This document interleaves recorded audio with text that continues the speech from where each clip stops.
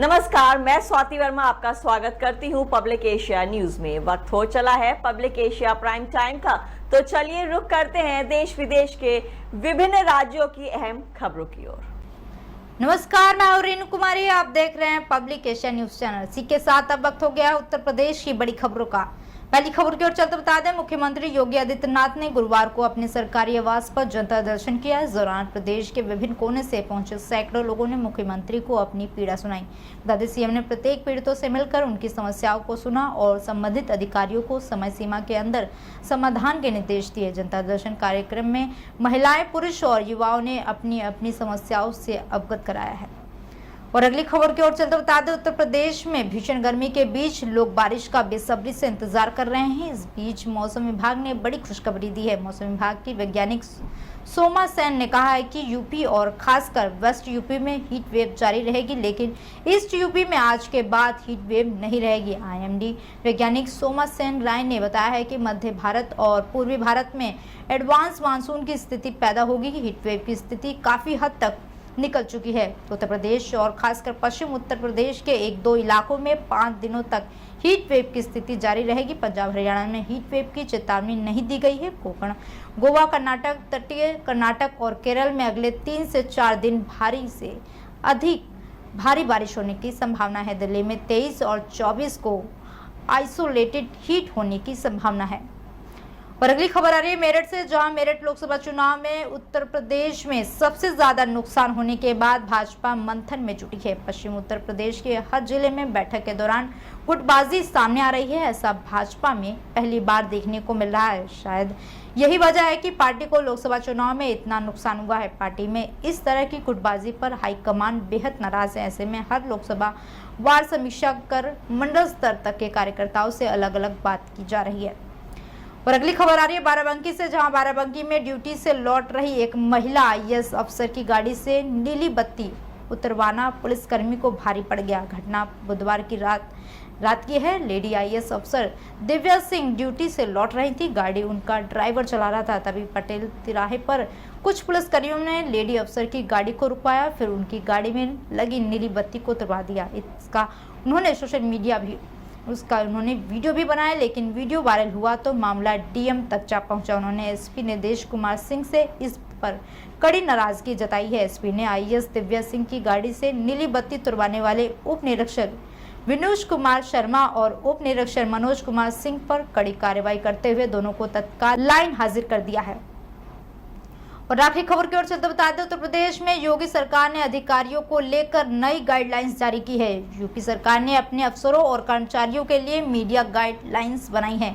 आदेश में कहा गया है कि मीडिया में जिसको बोलना है पहले सरकारी मंजूरी लेनी होगी। सोशल मीडिया के लिए भी नियम तय किए गए हैं। नया शासन आदेश कल रात जारी किया गया, जिसमें सख्ती से कहा गया कि आचरण नियमावली का पालन करें। आदेश दिया गया है कि बिना मंजूरी लिए अखबारों में लिखे ना, टीवी रेडियो में ना बोले, सोशल मीडिया पर भी ना लिखे। ऐसी तमाम जानकारी के लिए देखते रहें पब्लिक एशिया न्यूज चैनल। नमस्कार, मैं रेणु कुमारी। आप देख रहे हैं पब्लिक एशिया न्यूज चैनल। इसी के साथ अब वक्त है दिल्ली की बड़ी खबरों का। पहली खबर की ओर चलते बता दें, दिल्ली के राउज एवेन्यू कोर्ट में बुधवार को सुनवाई के दौरान प्रवर्तन निदेशालय ईडी ने शराब नीति में अरविंद केजरीवाल की ओर से 100 करोड़ रुपए की रिश्वत मांगे जाने का दावा किया है। सुनवाई के दौरान अरविंद केजरीवाल वीडियो कॉन्फ्रेंस के जरिए पेश हुए। केजरीवाल की जमानत याचिका का विरोध करते हुए जांच एजेंसी ने यह भी स्पष्ट किया है कि रिश्वत के आरोप केंद्रीय जांच ब्यूरो सीबीआई की तरफ से लगाए गए थे। ईडी ने अदालत को बताया कि केजरीवाल ने आप पार्टी के लिए साउथ ग्रुप से रिश्वत की मांग की। अगर आप आम आदमी पार्टी को मामले में आरोपी बनाया गया है तो पार्टी के प्रभारी व्यक्ति को दोषी ठहराया जाएगा। ईडी ने अदालत को बताया कि जब इस मामले में पूर्व उप मुख्यमंत्री मनीष सिसोदिया को आरोपी बनाया गया था तो उस वक्त आम आदमी पार्टी को आरोपी के रूप में नामित नहीं किया गया था। और अगली खबर की ओर चलते बता दें, भीषण गर्मी में बिजली की मांग अपने चरम बिंदु पर है। ऐसा लग रहा है कि एक दिन से दूसरे दिन बढ़त बनने की होड़ लगी हुई है। मंगलवार को पीक बिजली की मांग 8,647 मेगावाट रही है। वहीं इस रिकॉर्ड को तोड़ते हुए बुधवार को ये मांग 8,656 मेगावाट तक पहुंच गई है, जो दिल्ली के इतिहास में सबसे अधिक है। स्टेट लोड डिस्पैच सिस्टम के आंकड़ों के अनुसार दोपहर 3:06 पर अधिकतम मांग दर्ज की गई है। मई और जून में कुल 9 बार बिजली की मांग 8000 मेगावाट के पार गई है। बता दें, अधिक बिजली की मांग पहली बार 22 मई को 8000 मेगावाट पहुंची थी। और अगली खबर की ओर चलते बता दें, मंगलवार रात राजौरी गार्डन के बर्गर किंग में युवक की हत्या गैंगवार का नतीजा है। जिस युवक की हत्या हुई है उसका नाम अमन है। अमन हरियाणा के झज्जर जिले के छोची गांव का रहने वाला है और इसका फाइनेंस व ढाबे का काम था। इस हत्या की जिम्मेदारी लेते हुए इंस्टाग्राम पर कुख्यात बदमाश हिमांशु भाव ने पोस्ट कर कहा कि आज राजौरी गार्डन में जो हत्या हुई है उसकी जिम्मेदारी वह व उसका भाई नवीन बाली दोनों लेते हैं। उनके भाई शक्ति दादा की हत्या में इसका हाथ था, उसी का बदला आज लिया गया है। इसी के साथ अगली खबर की ओर चलते बता दें, भीषण गर्मी का सितम बेघरों पर भी कहर बनकर बरस रहा है। स्थिति यह है कि 9 दिनों में ही दिल्ली के फुटपाथ पर 192 बेघरों ने दम तोड़ दिया है, जो 6 सालों से बसे हुए थे। इसके पहले इस अवधि में साल 2022 में 150 यानी कि 150 बेघरों ने दम तोड़ दिया था। आपको बता दें, भीषण गर्मी से न सिर्फ इंसान बल्कि पशु पक्षी भी परेशान हैं। कई पक्षी गर्मी से बेहोश होकर पेड़ों से नीचे गिर जाते हैं और गर्मी बर्दाश्त न होने की वजह से उनकी जीवन लीला समाप्त हो जा रही है। और आखिरी खबर की ओर चलते बता दें, राजधानी दिल्ली समेत उत्तर भारत में बीते 40 दिनों से प्रचंड गर्मी और लू की मार झेल रहे लोगों को बुधवार की रात आई आंधी से थोड़ी राहत मिली। आज दिल्ली एनसीआर में ठंडी हवा चल रही है और आसमान में बादल छाए हुए हैं। मौसम विभाग ने कई इलाकों में अगले 2 घंटे में बारिश और आंधी आने की संभावना जताई है। ऐसी तमाम जानकारी के लिए देखते रहें पब्लिक एशिया न्यूज चैनल। नमस्कार, मैं रेणु कुमारी, आप देख रहे हैं पब्लिक एशिया न्यूज चैनल। इसी के साथ अब वक्त है हरियाणा की बड़ी खबरों का। पहली खबर की ओर चलते बता दें, फतेहाबाद के जाखड़ क्षेत्र के गांव चांदरपुरा में बुधवार रात को तेजधार हथियार से जीजा व सरज की हत्या कर दी गई। सुबह सरपंच से सूचना मिलने के बाद जाखड़ थाना प्रभारी कुलदीप सिंह टीम के साथ मौके पर पहुंचे और सीन ऑफ क्राइम की टीम को बुलाया। सीन ऑफ क्राइम की टीम ने महत्वपूर्ण तथ्यों को जुटाया है। और अगली खबर आ रही है रोहतक से, जहां रोहतक में पब्लिक हेल्थ के पीर बोहदी डिस्पोजल केंद्र पर बुधवार की रात 1:45 बजे अचानक केमिकल के बॉक्स फट गए, जिसकी चपेट में आने से 2 कर्मचारियों की मौत हो गई। मरने वालों में 25 वर्षीय प्रेमनाथ निवासी कटिहार बिहार और यूपी के कासगंज निवासी 30 वर्षीय धर्मवीर सिंह शामिल है। और अगली खबर आ रही है गोहाना से, जहां गोहाना शहर में सिविल रोड स्थित कैफे में पार्टी में गई एक छात्रा की संदिग्ध हालत में मौत हो गई। छात्रा अपनी सहेली के साथ कैफे में गई थी। बाद में 3 युवक भी पहुंचे थे। जब छात्रा की तबीयत बिगड़ी तो युवक उसे उठाकर गांव खानपुर कला स्थित बीपीएससी राजकीय महिला मेडिकल कॉलेज के अस्पताल ले गए। युवक उसे अस्पताल में छोड़कर भाग गए। बाद में डॉक्टर ने बताया कि जहरीले पदार्थ के कारण छात्रा की मौत हुई है। छात्रा के पिता की शिकायत पर शहर थाना गोहाना में 2 नामजद समेत 3 युवकों के खिलाफ मामला दर्ज किया गया है। और अगली खबर की ओर चलते बता दें, हरियाणा में लंबे वक्त तक राज करने वाले लाल परिवारों में अब भाजपा की सदस्यता ले ली है। हरियाणा के पूर्व मुख्यमंत्री चौधरी देवीलाल, भजनलाल और बंसीलाल के परिवार को भाजपा में लाने का सबसे बड़ा श्रेय मनोहर लाल को जाता है। बता दें, पूर्व मुख्यमंत्री मनोहर लाल ने हरियाणा की राजनीति में चौथे लाल के रूप में अपनी मजबूत पहचान बनाई है। और आखिरी खबर की ओर चलते बता दें, हरियाणा के फतेहाबाद में गुरुवार सुबह तेज हवाओं के बाद आई हल्की बारिश ने गर्मी से थोड़ी राहत दिलाई है। पिछले 1 महीने से भी ज्यादा समय से 40 डिग्री सेल्सियस से अधिक चल रहे अधिकतम तापमान में भी गिरावट दर्ज की गई है। ऐसी तमाम जानकारी के लिए देखते रहें पब्लिक एशिया न्यूज चैनल।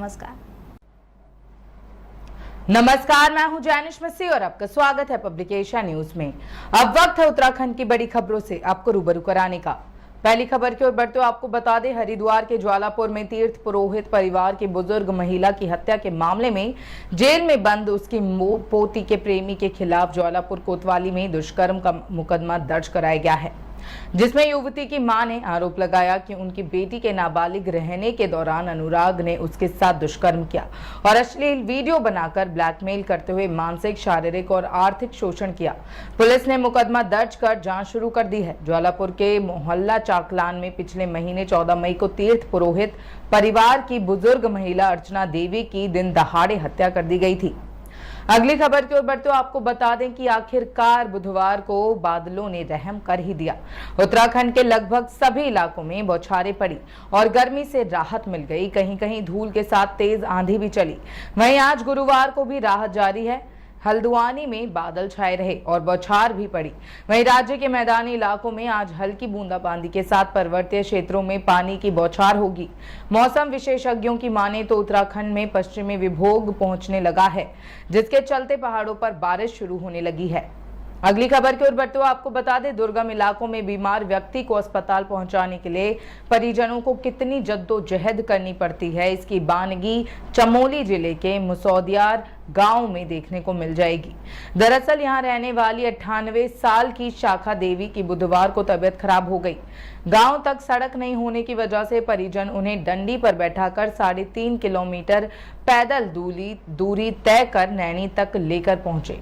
इसके बाद उन्हें एम्बुलेंस के जरिए अस्पताल पहुंचाया जा सका। प्राथमिक स्वास्थ्य केंद्र नारायण बागड़ में इलाज के बाद हालत में सुधार जाने पर परिजन उन्हें इसी तरह घर लेकर आए। अगली खबर की ओर बढ़ते हुए आपको बता दें, जिले में मौसम खराब होने पर यात्रियों और ट्रैकरों को सुरक्षित स्थानों पर रोका जाएगा। जिलाधिकारी डॉक्टर मेहरबान सिंह बिष्ट ने इस संबंध में संबंधित विभागों को निर्देश दिए हैं। दरअसल बुधवार को मौसम विभाग ने पूर्वानुमान जारी कर अगले 24 घंटे में प्रदेश के कई इलाकों में तेज हवा के साथ बारिश और कहीं कहीं ओलावृष्टि की संभावना जताई है। इसी ध्यान में रखते हुए डीएम ने यात्रियों को ट्रैकरों की सुरक्षा के लिए दिशा निर्देश जारी किए हैं। अगली खबर की ओर बढ़ते हुए आपको बता दें, उत्तराखंड में बिजली की बेतहाशा मांग के बीच अब कम लोड पर एसी चलाने वालों की जेब पर लोड पड़ने वाला है। उत्तराखंड पावर कॉर्पोरेशन लिमिटेड जल्द ही बिजली मीटर की एमआरआई का अभियान शुरू करने जा रहा है। इससे ये साफ हो जाएगा कि कितने किलोवाट के कनेक्शन पर कितनी एसी चलाई जा रही है। बता दें कि राज्य में पहली बार बिजली की मांग रिकॉर्ड 6.4 करोड़ यूनिट तक पहुंच गई है। इससे पहले ये अधिकतम 5.6 करोड़ यूनिट तक रहती थी। गर्मी की वजह से बढ़ी इस मांग की वजह से यूपीसीएल को बाजार से रोजाना 1 करोड़ यूनिट से ज्यादा बिजली खरीदनी पड़ रही है, जो काफी घाटे का सौदा साबित हो रही है। ऐसे ही तमाम खबरों के लिए देखते रहें पब्लिक एशिया न्यूज। धन्यवाद। नमस्कार, मैं हूं जैनिश मसीह और आपका स्वागत है पब्लिक एशिया न्यूज में। अब वक्त है महाराष्ट्र की बड़ी खबरों से आपको रूबरू कराने का। पहली खबर की ओर बढ़ते हुए आपको बता दें, महाराष्ट्र के उप मुख्यमंत्री अजित पवार की पत्नी सुनेत्रा पवार एनसीपी से 18 जून को निर्विरोध राज्यसभा सदस्य चुनी गईं। रिटर्निंग ऑफिसर और महाराष्ट्र विधानमंडल सचिवालय के सचिव जितेंद्र भोले ने उच्च सदन के लिए उनके निर्वाचन की घोषणा की। इस पद के लिए सिर्फ सुनेत्रा पवार का ही आवेदन प्राप्त हुआ था। सुनेत्रा पवार के चुने जाने से बारामती में अब 3 सांसद हैं।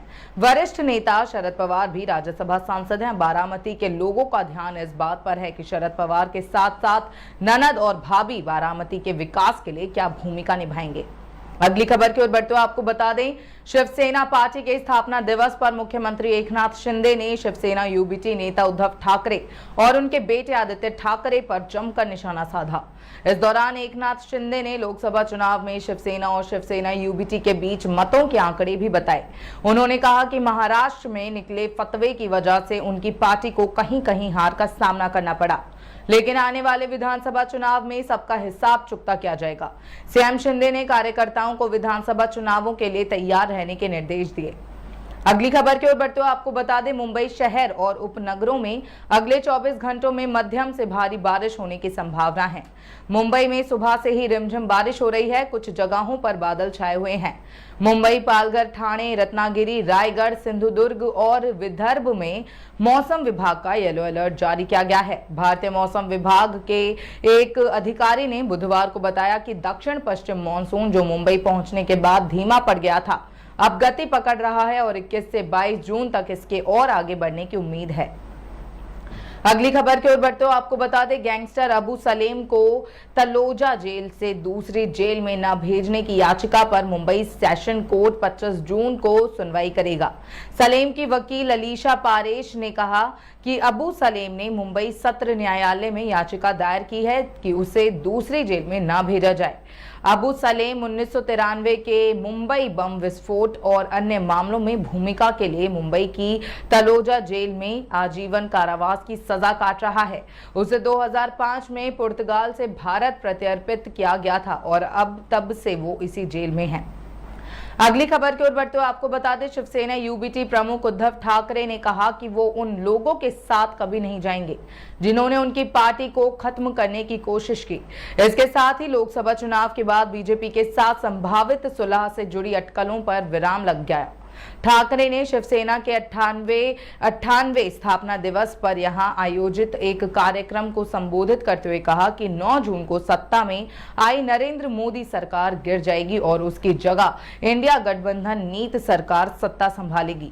हाल ही में संपन्न लोकसभा चुनावों में बीजेपी के प्रदर्शन पर पूर्व मुख्यमंत्री ठाकरे ने कहा कि राष्ट्रीय पार्टी ये खबर फैलाकर अपनी नाकामी छिपाने की कोशिश कर रही है कि शिवसेना यूबीटी सत्तारूढ़ राजग में शामिल हो जाएगी।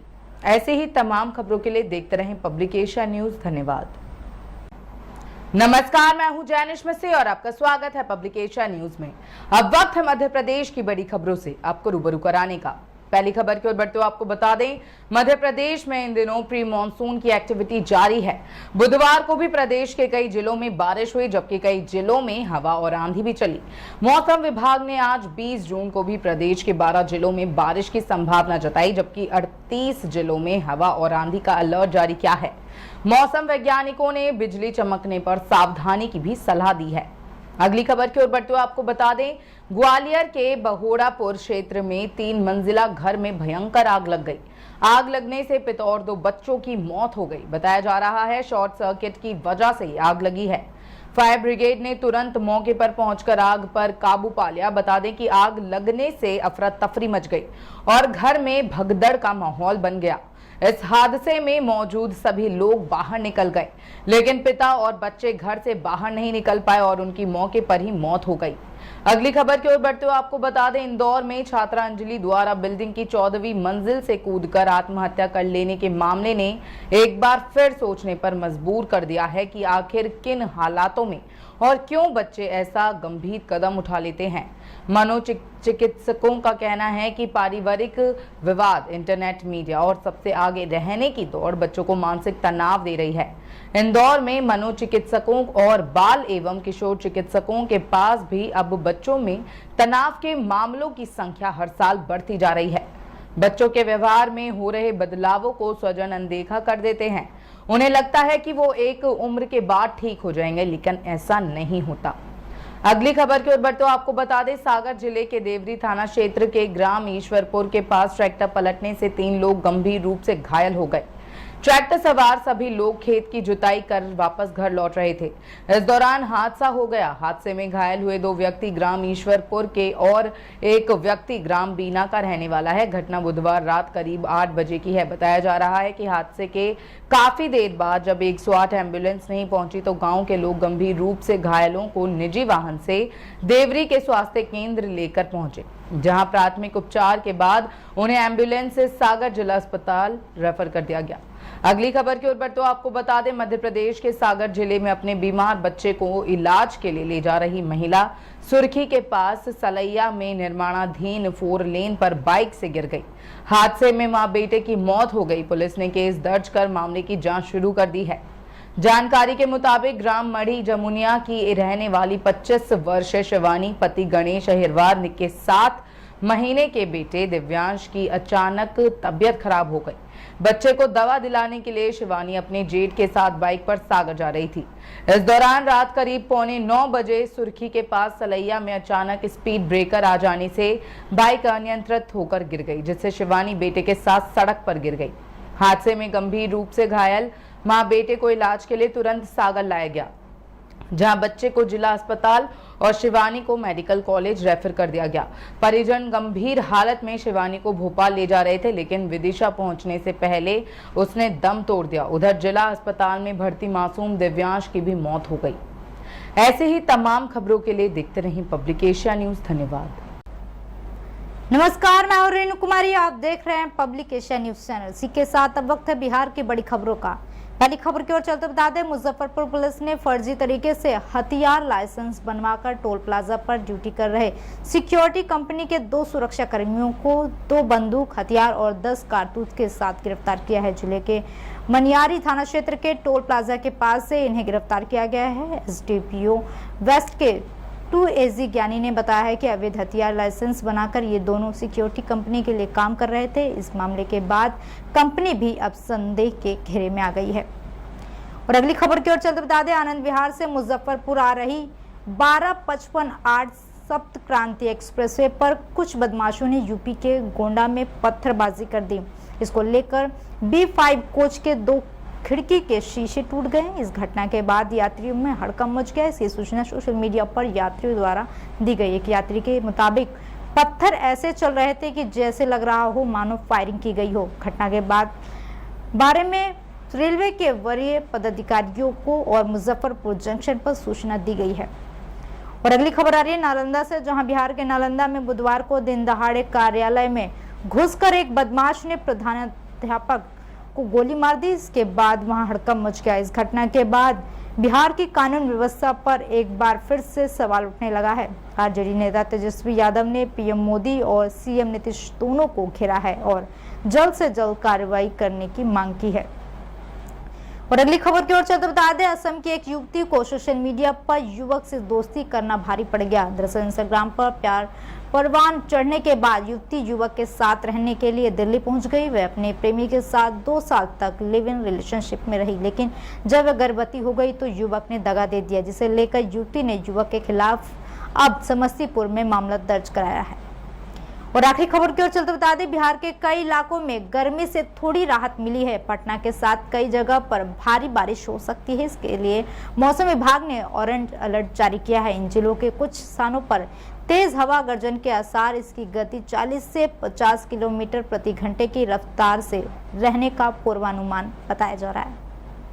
ऐसी तमाम जानकारी के लिए देखते रहें पब्लिक एशिया न्यूज चैनल। नमस्कार, मैं हूं रेणु कुमारी, आप देख रहे हैं पब्लिक एशिया न्यूज चैनल। इसी के साथ अब वक्त है पंजाब की बड़ी खबरों का।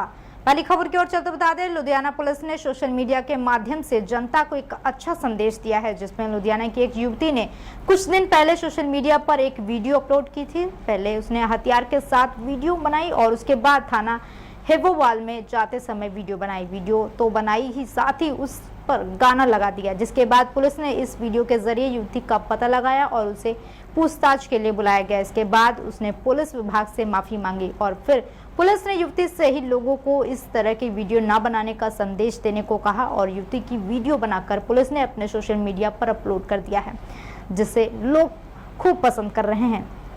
और अगली खबर की ओर चलते बता दें, ईटीटी शिक्षकों की भर्ती पर पंजाब सरकार के एक आदेश के चलते फिर से तलवार लटक गई है। इस भर्ती में डिप्लोमा इन एलिमेंट्री एजुकेशन के 18 महीने के कोर्स वाले आवेदकों को बाहर करने के निर्णय के चलते मामला हाईकोर्ट पहुंच गया है और हाईकोर्ट ने अंतिम परिणाम जारी करने पर रोक लगा दी है। इसके साथ ही हाईकोर्ट ने दिसंबर में सरकार के दिए गए उस बयान पर भी स्पष्टीकरण मांगा है, जिसमें 8 सप्ताह में परिणाम जारी करने की बात कही गई थी। और अगली खबर की ओर चलते बता दें, फगवाड़ा के घनी आबादी वाले मनसा देवी नगर में एक व्यक्ति ने अपने सगे भतीजे की तेजधार चाकू से हत्या कर दी। मृतक की पहचान साहिल अंसारी पुत्र लाल मोहन अंसारी वाली गली नंबर 1 मनसा देवी नगर फगड़वाड़ के रूप में की गई है। थाना सतनामपुरा के SHO गौरव धीर ने बताया है कि पुलिस ने आरोपी चाचा मुसाहिब अंसारी पुत्र राय सरिया अंसारी वासी गली नंबर 1 मनसा देवी नगर फगवाड़ा को गिरफ्तार कर लिया है। और अगली खबर आ रही है जालंधर से, जहां बहुजन समाज पार्टी ने जालंधर वेस्ट सीट से बिंदर लाख को अपना उम्मीदवार घोषित किया है। पार्टी के पंजाब प्रदेश अध्यक्ष जसवीर सिंह ने बताया है कि जालंधर पश्चिम विधानसभा चुनाव के लिए बसपा के उम्मीदवार बिंदर लाख होंगे। लाखा पार्टी के बूथ स्तर के कार्यकर्ता हैं और पिछले 25 साल से विभिन्न पदों पर रहकर पार्टी संगठन के लिए काम कर रहे हैं। और आखिरी खबर की ओर चलते बता दें, पंजाब में दिन भर चली लू के बाद बुधवार शाम कुछ जगहों पर तेज आंधी बारिश से हल्की राहत मिली है, लेकिन पारा अब भी सामान्य से 4.6 डिग्री ऊपर बना है। 44.8 डिग्री के साथ संगरूर सबसे गर्म रहा। न्यूनतम पारी भी वृद्धि के साथ 32.9 डिग्री पहुंच गया है। यह सामान्य से 5.3 डिग्री ऊपर दर्ज किया गया है। मौसम विभाग ने वीरवार से हीट वेव से राहत मिलने की बात कही है। विभाग ने पंजाब के कई हिस्सों में 30 से 40 किलोमीटर की रफ्तार से तेज हवाएं चलने व बारिश की संभावना जताई है। ऐसी तमाम जानकारी के लिए देखते रहें पब्लिक एशिया न्यूज चैनल। नमस्कार। मैं हूं रेणु कुमारी, आप देख रहे हैं पब्लिक एशिया न्यूज चैनल। इसी के साथ अब वक्त है छत्तीसगढ़ की बड़ी खबरों का। पहली खबर की ओर चलते बता दें, जगदलपुर शहर के दलपत सागर मार्ग में बीती रात एक तेज रफ्तार कार चालक ने अपना नियंत्रण खो दिया, जिसके चलते 3 युवकों को अपनी जान गंवानी पड़ी। घटना की जानकारी लगते ही पुलिस ने मौके पर पहुंचकर कार को क्रेन के माध्यम से बाहर निकलवाया। युवकों के शव को पोस्टमार्टम के लिए भिजवाया है। बताया जा रहा है कि तीनों युवक NMDC में कार्यरत थे। और अगली खबर की ओर चलते बता दें, छत्तीसगढ़ के बेमेतरा जिले में बीते 24 घंटे के भीतर 3 अलग अलग सड़क हादसों में 5 लोगों की मौत हो गई। इन हादसों में 2 मासूम बच्चे समेत 3 अन्य लोग शामिल हैं। गुरुवार की सुबह करीब 8:30 बजे बस पलटने से कंडक्टर की मौत हुई है। और अगली खबर आ रही है कोरबा से, जहां छत्तीसगढ़ के कोरबा जिले में एक कार अनियंत्रित होकर पेड़ से टकरा गई। कार रफ्तार अधिक होने की वजह से पेड़ से टकरा गई थी। हादसे में एक व्यक्ति की मौत हो गई है, वहीं 3 लोग घायल हैं, जिसमें 2 की हालत गंभीर बताई जा रही है। और अगली खबर आ रही है बलरामपुर से, जहां छत्तीसगढ़ के बलरामपुर में एक पिकअप वाहन दुर्घटनाग्रस्त हो गया है। इस दौरान हादसे में छत्तीसगढ़ सशस्त्र बल CSF के 2 सुरक्षा कर्मियों की मौत हो गई है और एक घायल हो गया है। इस दुर्घटना में पिकअप वाहन का चालक भी घायल हो गया है। दोनों घायलों का इलाज चल रहा है। मामले को लेकर अधिक जानकारी जुटाई जा रही है। पुलिस मामले की जाँच कर रही है।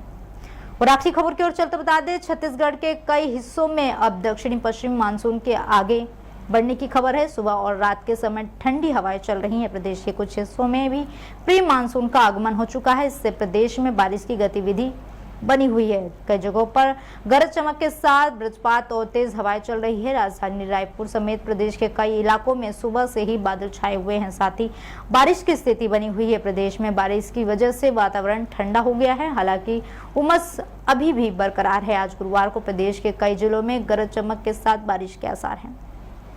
ऐसी तमाम जानकारी के लिए देखते रहें पब्लिक एशिया न्यूज चैनल। नमस्कार।